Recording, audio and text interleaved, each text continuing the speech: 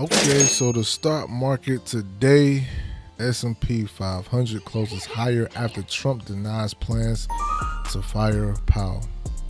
All right, let's go ahead and get into this article. We ain't gonna waste no time. Okay, you can find this and do your own research at investing.com. Shout out to investing.com. Let's go ahead and get into it. So the S&P 500 closed higher Wednesday after President Donald Trump denied reports that he was close to firing Federal Reserve Chairman Jerome Powell. At 4 p.m. Eastern Time, the Dow Jones Industrial Average rose 231 points, or 0.5%, and the S&P 500 index gained 0.3%, and the NASDAQ Composite added 0.3% to clinch a fresh closing record of $20,730.49. Trump denies reports close to firing Powell. President Trump told reporters he was not planning anything related to Powell, denying earlier reports that he will move with firing him imminently. Trump, however, did voice his frustration with Powell for keeping rates high and accused him of mishandling a costly renovation of the Fed headquarters. All right, so that was the debacle, and as y'all can see, the S&P 500 went up 0.3%.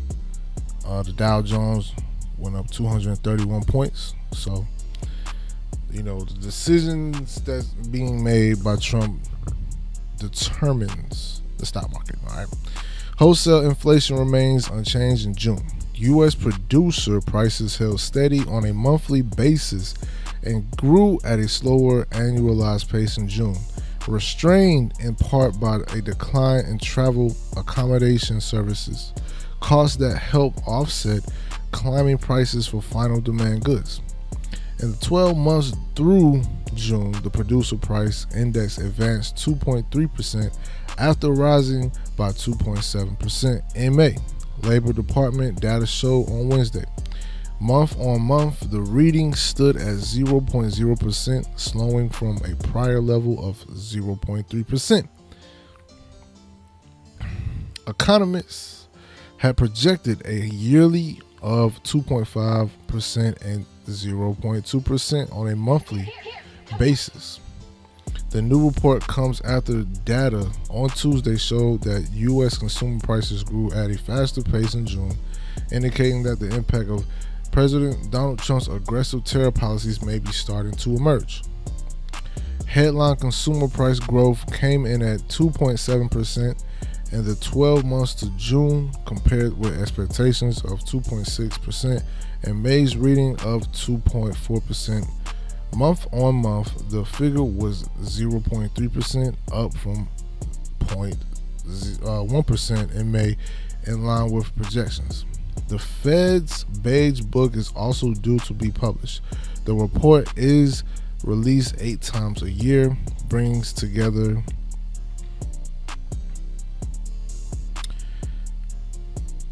oh my goodness, hold on, we're gonna have to chat GPT, man.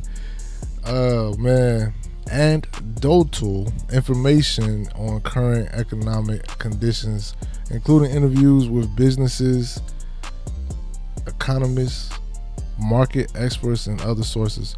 The Beige Book has taken on added importance in the present environment, given all the moving pieces influencing economic data, and is likely to reflect continued stagflationary forces in the domestic economic. With growth headwinds, upward pressures on prices from trade friction, analysts Vital Knowledge said in a note to clients. More tariff uncertainty over Trump's tariffs also remains squarely in play. Trump on Tuesday evening said his threatened 200% tariffs on pharmaceutical imports will come by the month end, when his other proposed trade levies are set to take effect. The president announced on Tuesday that the U.S. will begin placing a 19% tariff on goods from Indonesia as part of the trade deal with Southeast Asian nation. The pact comes after the White House revealed preliminary or framework agreements with the United Kingdom, China, and Vietnam. Trump has said more deals are on the way, with the clock ticking down closer to an impending August 1st deadline for his so-called reciprocal levies to snap into effect. The White House has said the deadline will not be moved after the previously delayed following deep market ructions when Trump first unveiled the duties in April. All right, so we're now at Q2 earnings season to pick up. There are more quarterly results to digest Wednesday after results on Tuesday from the likes of JP Morgan Chase, Citigroup, and Wells Fargo largely top estimates but still received a mixed response. Bank executives expressed increased caution over the economic outlook for the second half of the year, with JP Morgan CEO Jamie Dimon flagging significant risks from trade tariffs and also warned about the rising fiscal deficit. Bank of America gained after the lender's profit rose in the second quarter as its trading desk brought in more revenue and tumultuous markets in the second 3-month period.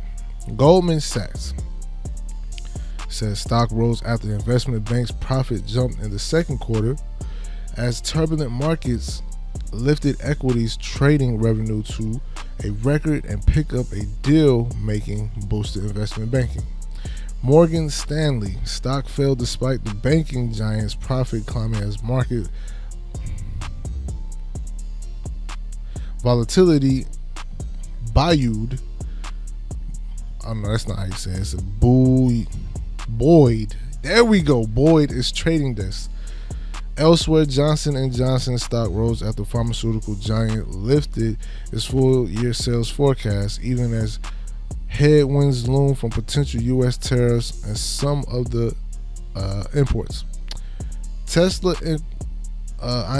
climbed 3% after the company announced that it will be rolling out a 6-seater Model Y starting this fall. Oh my God. So Tesla always got something up their sleeve. Tesla got something up their sleeve. 6-seater Model Y starting this fall. Global Payments Incorporated jumped 5% after activist investor Elliott Management reportedly took a stake in payment companies. Crypto stocks up up steam ahead of important vote on key stablecoin bills.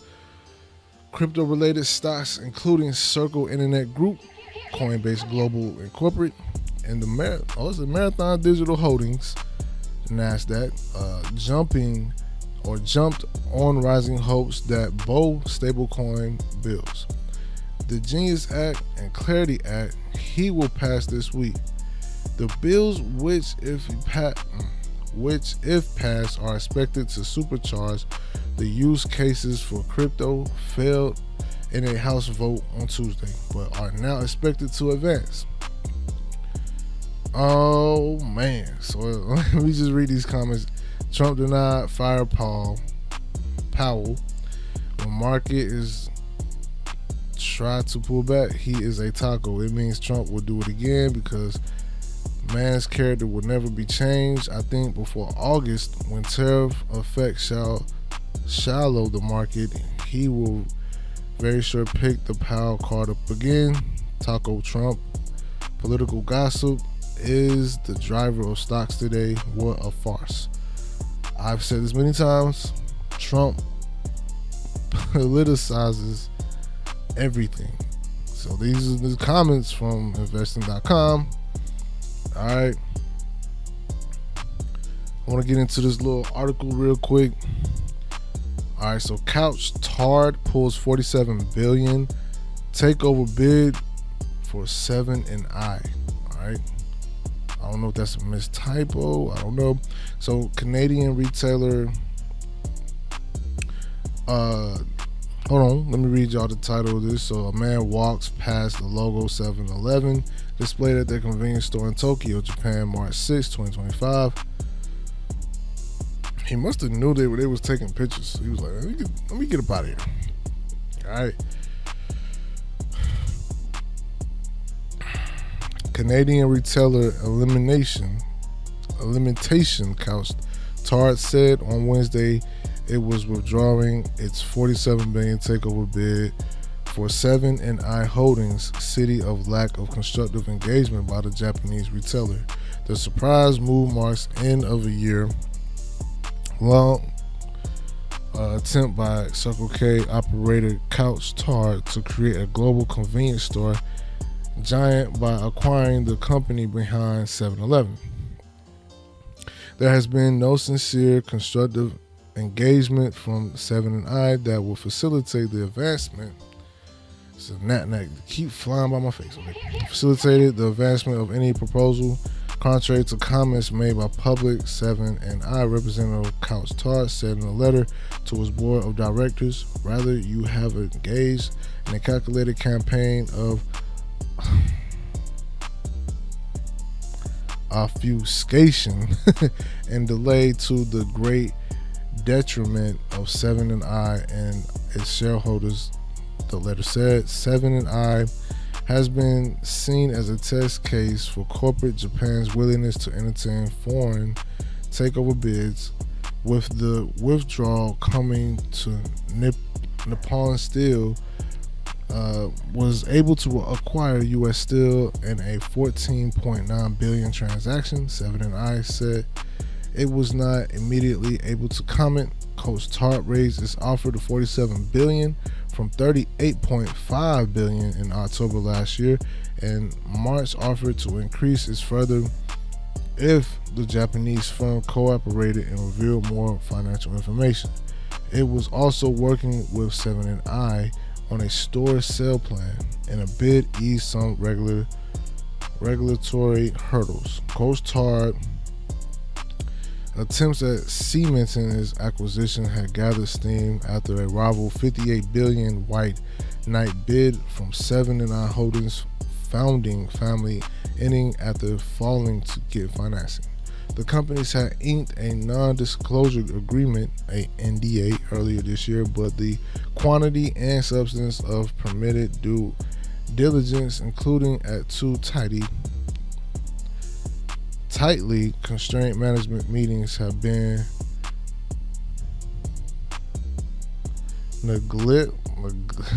Man, I'm reading words that I don't even know how to pronounce. I ain't even gonna lie.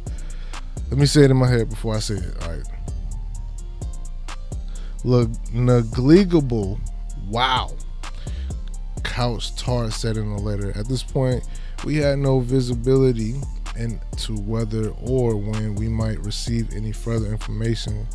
Coach Tarte later said. Coach Tarte said it had offered to acquire all of 7-I's business outside Japan, and just 40% of the business in Japan, where convenience stores are seen as key infrastructure due to their support role during natural disasters. We are not able to effectively pursue this combination without deeper and genuine further engagement from 7&I leadership and the special committee, the letter said. 7&I proposed selling its international business to Coach Tarte in return for a stake in Canadian retailer, the letter said.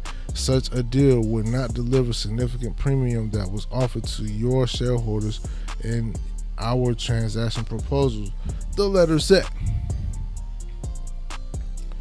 So yeah, 7&I has been under intense pressure to improve its lackluster earnings and demonstrate it can grow independently. The company has announced a share buyback, is selling off non-core assets, and plans to list its North American convenience store business. All right. Quick question for today: should you invest 2000 in C?